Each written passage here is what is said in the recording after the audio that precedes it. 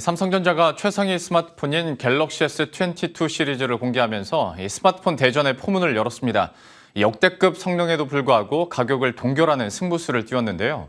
강력한 라이벌 애플과 또 저가로 무장한 샤오미 등 중국 업체들을 상대로 또 한 번 시장 석권에 나섰습니다. 자세한 내용은 취재 기자와 함께 이야기 나눠보도록 하겠습니다. 김희슬 기자 나와 있습니다. 제가 S22라고 정식 명칭은 한번 말했으니까 편의상 S22로 지금부터는 통일하도록 하죠. 아무래도 플래그십 모델이 나왔기 때문에 기대감도 높을 테고 최강의 스마트폰이 나왔다라는 평가들도 벌써 들리던데 좀 어떤 특징들이 있습니까? 네, 먼저 삼성전자가 신작인 갤럭시 S22를 어제 공개했습니다. 갤럭시 S22, 또 플러스, 울트라 세 가지 모델로 나뉘는데요. 제가 지금 들고 있는 모델이 최상위급인 울트라 모델입니다. 이 갤럭시 S2 시리즈 중 처음으로 이 노트 시리즈에 있던 S펜을 이 왼쪽 아래 보면 내장을 했습니다.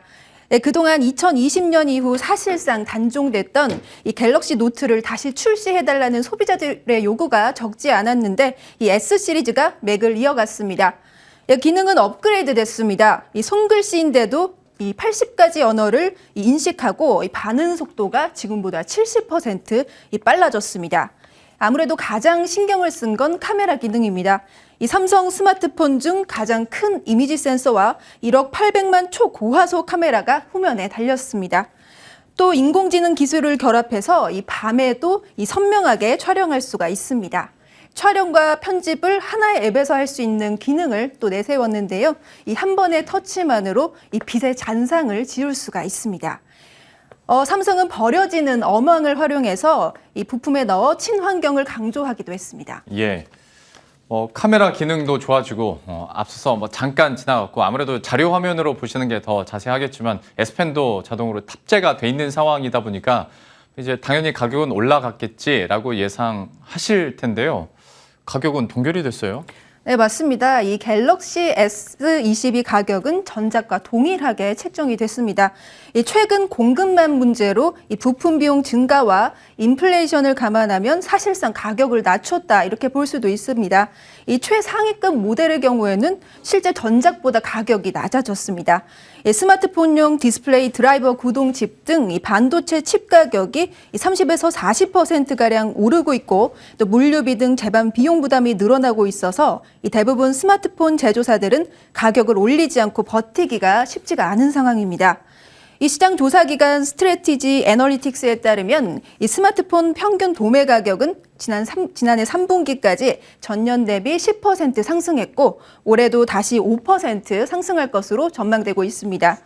중국 샤오미 같은 이 중간 규모의 업체들의 이윤이 10% 수준인 반면 애플과 삼성은 30에서 40% 수준이라 이 상대적으로 가격을 방어할 여력이 있다고 보고 있습니다. 이번에 삼성이 가격을 동결한 건 이 전략적인 결정입니다. 이 삼성 모바일 사업부의 노태문 사장은 이 당면한 최우선 과제는 소비자가 삼성 스마트폰을 합리적인 가격으로 알고 이 접근이 가능하다고 느끼게 하는 것이라고 밝혔습니다. 스마트폰 시장 경쟁이 치열한 지금 같은 시기에 이 가격을 올리는 건 도움이 되지 않는다 이런 판단이 깔려 있는 건데요. 이 애플을 견제한 조치로 풀이됩니다. 이 앞서 애플은 지난해 반도체 난 속에서도 처음으로 아이폰 13 가격을 전작 모델과 같은 800달러로 동결했습니다. 이 업계에서는 애플이 지난해 말 기록적인 매출과 영업이익을 올리는데 이런 가격 정책에 기여한 것으로 보고 있습니다. 그러니까 삼성전자 내에서도 S 시리즈가 플래그십 모델이라는 점을 생각한다면 가격 경쟁력을 내놓는 것다는 자체가 지금의 경쟁이 얼마나 심화되고 있는가에 대한 방증이 아닐까 싶습니다. 네, 맞습니다. 위기는 맞는데요. 지난해 삼성전자는 이 글로벌 스마트폰 시장 1위 자리를 지키긴 했습니다.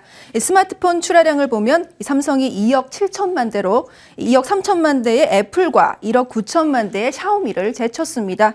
그런데 상황이 녹록지가 않습니다. 이 성장률이 삼성이 가장 낮았습니다. 애플과 샤오미가 18%, 31% 늘어나는 동안 이 삼성은 6% 증가하는 데 그쳤습니다. 1위 수성이 더 이상 쉽지 않아졌다는 신호입니다. 접히는 폴더블 평행으로 이 수익성은 양호했는데 이 전작인 갤럭시 S21 출하량이 3천만 대로 떨어졌습니다. 핵심 시장인 중국과 인도에서도 이 점처럼 힘을 쓰지 못했는데요. 이 중국 시장에서 삼성폰 점유율은 1% 미만으로 이 존재감이 미약합니다.